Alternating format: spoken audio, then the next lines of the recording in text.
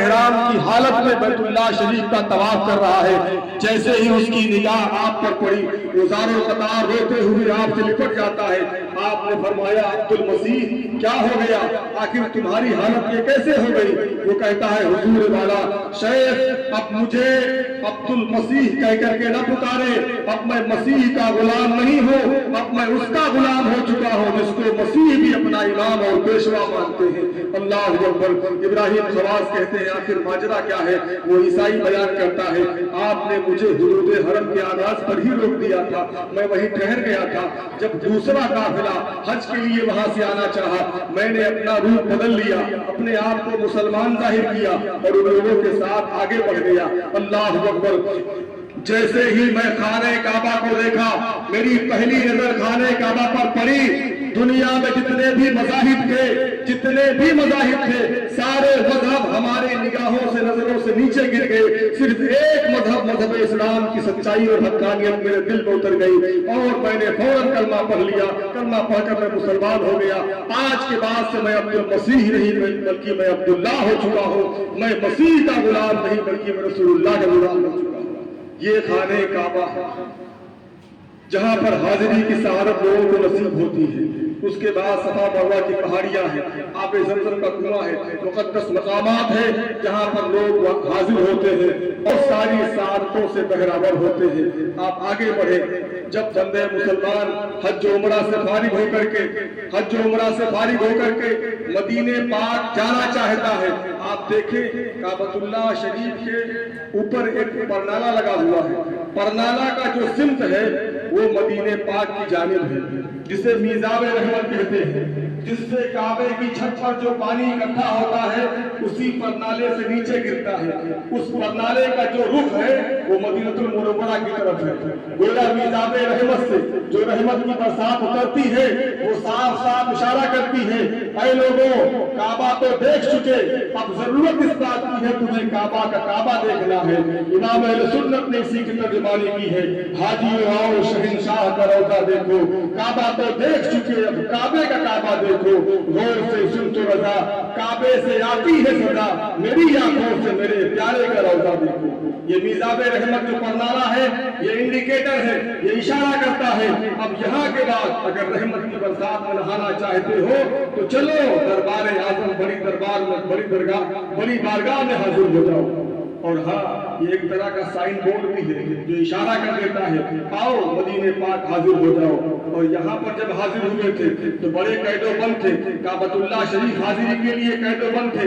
احرام کی حالت میں آؤ، سلے ہوئے کپڑے نہیں پہن سکتے، خوشبو نہیں لگا سکتے، کنگھی نہیں کر سکتے، احرام دو کفن کے دو ٹکڑے لپیٹ کر کے آنا ہے، بہت ساری قید و بند کے ساتھ یہاں پر آنا ہے اور اس کے بعد طواف خانہ کعبہ کرنا ہے، صفا و مروہ کی پہاڑیوں پر چکر لگانا ہے، آب زمزم کا پانی پینا ہے اور اس کے بعد سر کو مڑانا ہے، جب جا کر کے ایک عمرے کا ثواب ہوگا، ایک عمرہ پورا ہوگا۔ مگر جب مدینے پاک حاضر ہو گئے اب یہاں احرام کی قید و بند سے باہر ہے، یہاں سلے ہوئے کپڑے پہننے کی شرط ختم ہو گئی، جیسے کپڑے چاہو پہن سکتے ہو، جیسی خوشبو چاہو لگا سکتے ہو، کنگھی کرنا چاہو کر سکتے ہو، سارے قید و بند ختم ہو گئے۔ آؤ مدینے پاک میں مسجد قباء کے اندر داخل ہو جاؤ، 2 رکعت نفل نماز ادا کر لو، ایک عمرے کا ثواب مل جائے گا۔ ایک وہ ہے کعبۃ اللہ شریف جہاں پر بہت ساری قید و بند کے بعد عمرہ ہوتا ہے اور آقا فرماتے ہیں الصلاۃ فی مسجد قباء کعمرۃ، مسجد قباء کے اندر 2 رکعت نفل نماز پڑھنا ایک عمرے کے برابر کا درجہ رکھتا ہے۔ یہ مسجد قباء ہے، مدینہ المنورہ ہے اور مدینے پاک کی وہ بستی جس کے بارے میں ہم لوگ سنتے رہتے ہیں، دکھا دے یا الہی وہ مدینہ کیسی بستی ہے جہاں پہ رات دن مولا تیری رحمت برستی ہے۔ مدینے پاک اللہ کے رسول صلی اللہ علیہ وسلم کا مسکن، رسول کریم صلی اللہ علیہ وسلم جس کے لیے دعا فرماتے ہیں اللہم حبب الینا بالمدینہ، اے اللہ مدینے کی محبت میرے دل میں پیدا فرما دے جیسا کہ تو نے مکہ کی محبت میرے دل میں پیدا فرمائی تھی اور وشوشہ اور اس سے بھی زیادہ مدینے کی محبت میرے دل میں پیدا فرما دے۔ یہ مدینے پاک ہے، رسول کریم صلی اللہ علیہ وسلم کی بارگاہ ہے، یہاں پر جانے والے بہت کچھ لے کر کے آتے ہیں۔ آپ دیکھیں مدینے پاک جہاں جنت البقیع میں قبرستان ہے، ایسی قبرستان जहाँ पर बड़े बड़े सहाबा, बड़े बड़े औलिया किराम, बड़े बड़े जानिसार वहाँ पर आराम फरमा है। सबसे पहली बात यह कि रसूलुल्लाह सल्लल्लाहु अलैहि वसल्लम के चचा हजरत अमीर हमजा रज़ी अल्लाह तआला अन्हु का मज़ार भी यही इसी कब्रिस्तान में है। आपके चचा अब्बास बिन अब्दुल मुत्तलिब भी यहीं पर है, और इमामुल मुस्लिमीन इमाम हसन मुस्तफा रज़ी अल्लाह तआला अन्हु भी यहीं पर आराम फरमा है।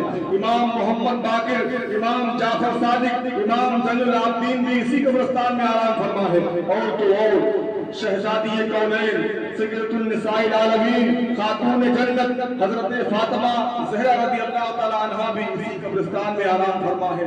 और तो और रसूल पाक सल्लल्लाहु अलैहि वसल्लम के 3 साहबजादियां, इनके अलावा हजरत रुकैया, हजरत ज़ैनब, हजरत उम्मे कुलसूम रज़ी अल्लाह तआला अन्हा भी इसी कब्रिस्तान में आराम फरमा है। और तो और अज़वाजे मुतहरात भी इसी कब्रिस्तान में आराम फरमा है। हाँ, उस्मान ज़ुन्नूरैन उस्मान गनी रज़ी अल्लाह तआला अन्हु भी इसी कब्रिस्तान में आराम फरमा है। और हजरत हलीमा सादिया रज़ी अल्लाह तआला अन्हा भी इसी कब्रिस्तान में आराम फरमा है। अल्लाह ताला हम सभी को बक़ीए पाक की हाज़िरी नसीब फरमाए। आप देखो मदीने में क्या है, मस्जिद शम्स मदीने में है, मस्जिद जुमा मदीने में है, मस्जिद गमावा मदीने में है, मस्जिद फतह मदीने में है, मस्जिद अली मदीने में है, मस्जिद अबू बकर मदीने में है, सलमान फारसी का बाग मदीने में है, बीर रूमा मदीने में है, ग़ज़वे खंदक मदीने में है, उहद का पहाड़ मदीने में है, और तो और सलमान फारसी का बाग मदीने में है। सबसे बड़ी बात यह है, अनवार और तजल्लियात की बरसात मदीने में है। हम गरीबों का आका मदीने में है, हम यतीमों का सहारा मदीने में है, हम यतीमों का सहारा मदीने में है। बेसहारा न समझे ज़माना हमें, हम फकीरों का आका मदीने में। आप देखो मदीना, मदीने पाक की वो बस्ती है, वो जगह है।